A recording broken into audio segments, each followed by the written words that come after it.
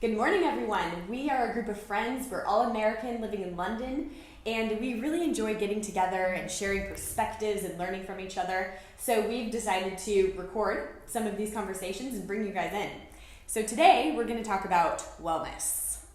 Yeah, this is a topic that's been on my mind a lot lately, especially going into winter. And Nina, you have a background, you're a nurse, and so you've got a medical background. And so I'm actually really interested to hear what you, especially with COVID in mind, what kind of things you're stocking up on for this winter for you and your family. So I think that I've kind of narrowed it down to three main things that we can all do to support our immune systems through the winter. It doesn't matter if there's a pandemic or not, because especially if you're raising little kids, you're going to get exposure to germs, or if you're in a big city, or if you're just living anywhere, you're going to get exposure to germs all the time. So the three main things. The first one is you need to give your body a chance to heal from the work that it does during the day. That's your recharge time, and that happens at night. If you can try and have a consistent go to bed time and consistent wake up time, it's easier for your body to complete those REM cycles and get on a good pattern, so that your body has that time to get the deep sleep that then will really allow your body to heal and recharge. The second thing is you need to give your body a chance to strengthen itself, and that strengthening happens in exercise. So if you can get at least 30 minutes of exercise every day and work up to a sweat, it allows those muscles to build more muscle. It allows your bones to strengthen, and it also allows your circulatory system to flush out anything that's bad that's happening to it or happening inside of it. And then the third thing is you need to support your system, and that happens through nutrition. So your body needs certain parts and pieces in order to function the best that it can, and it gets those things from food. And so eating the right foods, whole foods, healthy foods, a variety of foods, and eating enough of them is going to give your body the building blocks it needs to then put itself together every night when you recharge. So I have a question. Yeah. I am unfortunately an insomniac. It's something I've struggled with most of my adult life.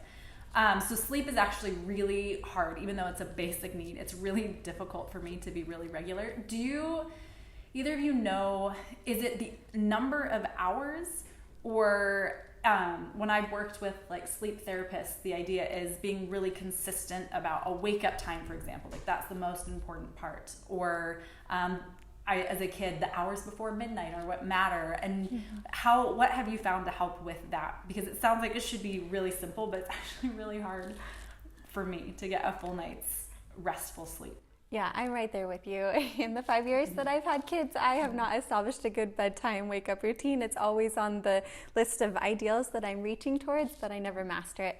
But yeah, so the hours before midnight are the ones that are usually the best for recharging. And so the earlier you can set your bedtime, and then the earlier you wake up, the easier it is for your body to get that REM cycle that it needs. A lot of people that are, known in society to be like the greats, they often wake up really early in the morning. And I think maybe they're not getting a full night's sleep, but that when they're sleeping is usually the most productive time. And then when they're working is a time when the body doesn't need as much sleep. I think that having something that you can look forward to as a way to unwind at the end of the day is a really good way to get your body into the habit of going to bed at an earlier time. Because I think typically, as people that are raising families or who have busy careers, once you get off work or the kids go to bed, that's the time when you feel like you need to catch up on life. But it's actually the time when your body needs to catch up on sleep. And so if you can set aside those things and maybe move them to the early morning hours, and instead use that time to sort of relax before you're going into sleep, it'll help your body transition between a really busy, high energy day to then falling into a sleep pattern.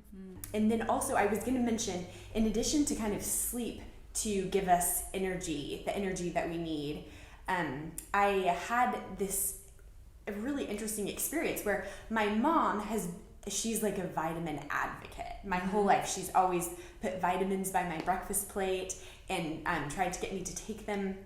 And I don't know, I didn't really think, I thought it was kind of like the sort of thing that, we all should do this or do that, but it's fine if you don't. But I had an experience recently where I was dealing with a lot of fatigue, and it was different from being tired. It was as though my core was melting. I just felt this need to kind of sit and lay down. I felt like an inner weakness, kind of physically. And I started taking vitamin B12 and vitamin D, and I feel a lot better. That's the only thing that's changed, and I feel like a lot more energy. I don't feel that anymore during the day. Sometimes I feel tired, yes, but I don't feel like I don't feel core weakness that's caused from fatigue. And so I think in addition to eating healthy, getting the vitamins that we need from food, and getting regular and sufficient sleep, I feel like supplements are huge, because I was feeling that way. I was feeling that fatigue when I was eating healthy. And so I think it can be really beneficial to find out like what vitamins work for you. If your body isn't feeling optimal, what is it that might be lacking? And this didn't come up in the blood tests. I kept going to the doctor. I went a couple of times to see what could be causing the fatigue, and I had a blood test for anemia, and I had a blood test for thyroid, and they're like, nope, everything looks fine. But I just felt like I wasn't fine. I was like, something is wrong. My something's wrong, because I'm so tired, and I haven't always felt this way. I feel like in the past, vitamins were sort of an annoyance for me, and I would forget to take them.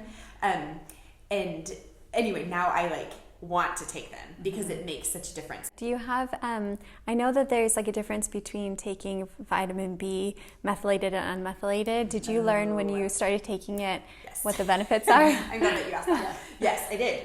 So I started taking vitamin B12 because I was pregnant and feeling really unwell, and that's kind of the first line of defense before you take medication for feeling unwell when you're pregnant.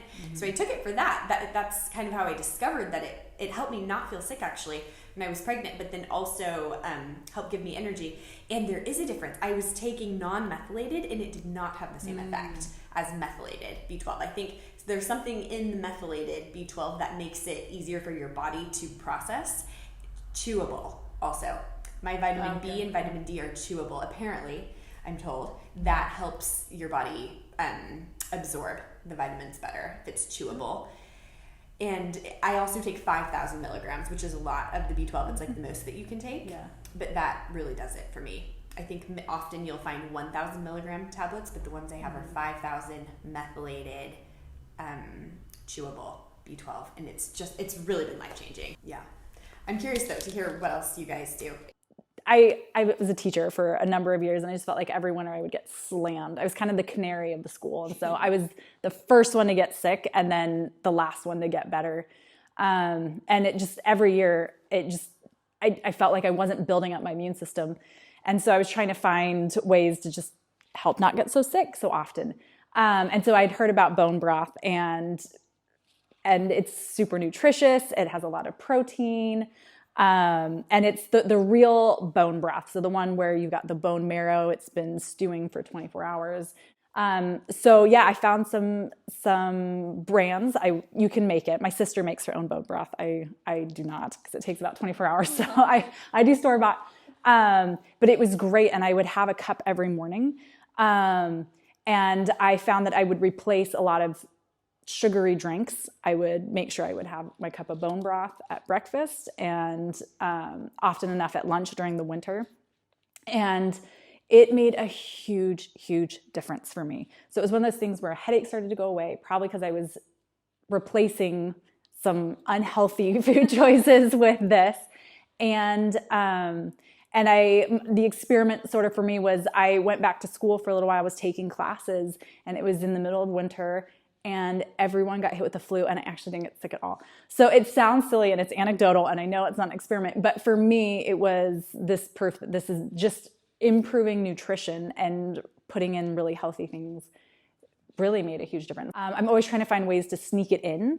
So, because it has a little bit of a weird taste if you're not used to it. And so I can have a cup of it and it's great, but my husband and kids, they don't like it. So, but luckily you can sneak it into like soups or sauces, and you don't notice. So I think there's ways to sneak in, just like you were saying, nutrition, just boosting nutrition. And so it's adding the healthy things while also trying to take out some of the unhealthy things, which are really hard for me to do. But that by itself was just a huge change for me. Something else I was thinking about, like when you mentioned vitamin D, both mentioned vitamin D, is I had talked to a nutritionist at one point, same reason, just feeling a lot of fatigue, low energy, brain fog. And I just, anyway, wanted to talk about nutrition and figure out if that had something to do with it. And vitamin D was the biggest thing she mentioned.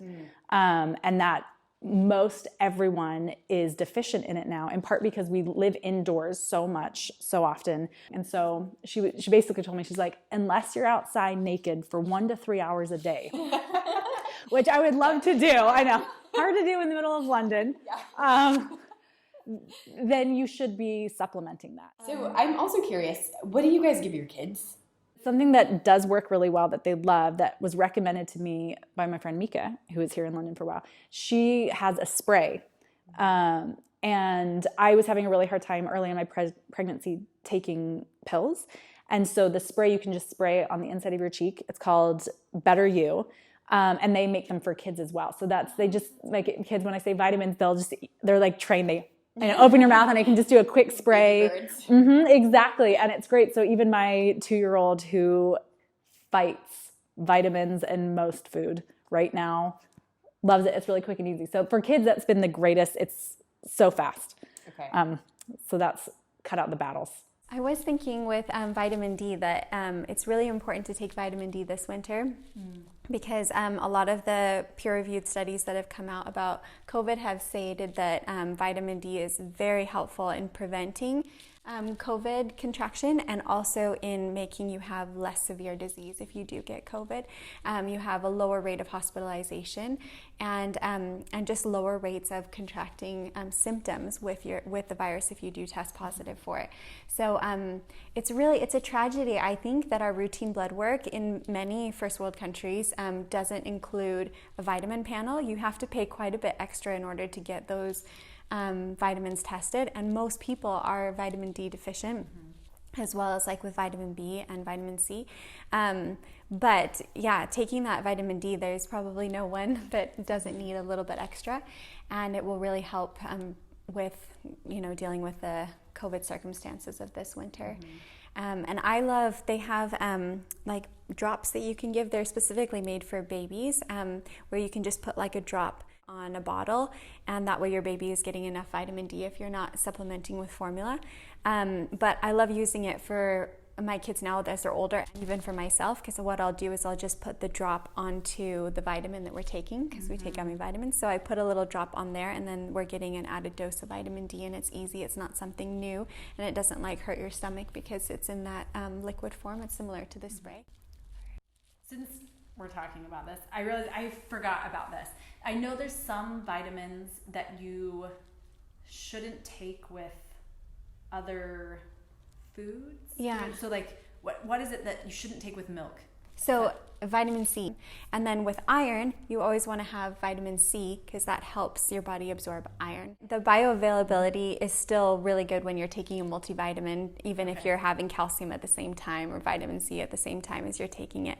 But if you just want that maximum use of what supplements you are taking, you can be a bit more particular. But if you don't have space for it in your life, you're still getting a good 40 to 60% of bioavailability with those vitamins. So I wouldn't worry about it too much. Every little bit helps, right? A little bit helps. So. Well, good. Well, you guys, thank you. It's always so enriching to talk with you, and it's just great to learn from each other. I know, it's really helpful. Yeah, definitely. And thank you guys for joining us today. We will be back again soon with another conversation. Bye.